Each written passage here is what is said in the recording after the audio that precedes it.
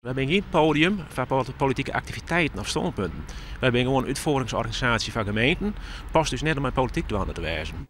Min nice dus voor de PVV Friesland. En die is correct op skik dat nimmer minder als Geert Wilders naar Friesland komen wil op campagnetour voor de provinciale verkiezings.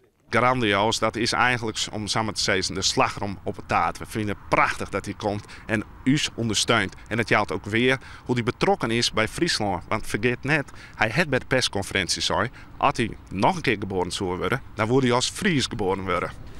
En dan kan een bezit aan de afval verbrandingsoven in Haas echt net achterwege blijven. De rek is een van de speerpunten in het provinciaal partijprogramma van de PVV. Bij de presentatie van de Friese PVV-kandidatenlist hier listloeker Max Adema hem al veldje in de rek uitsprutsen. Niemand wil die oven.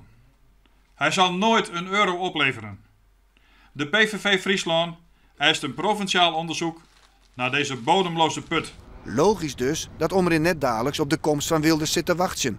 Sterker nog, de deur blijft voor eerst dicht. Hij is in die zin net in de rek welkom. Als hij boeten bij het hek zit, maakt ze zelf weer, dus even bier terrein. En hij is best wel welkom, maar dan na de verkiezings. Ik ging net verwachten dat ze mooi gebak u zo'n ontvangen. Maar het geldt toch ook een beetje weer wat de gasvrijheid is van Omrim. Wat dat betreft valt een beetje zin. Wat ik hier verwachtte, dat ze van hun positie duidelijk in de markt zien. Wat hun roert toch. Gemiste kans, denk ik.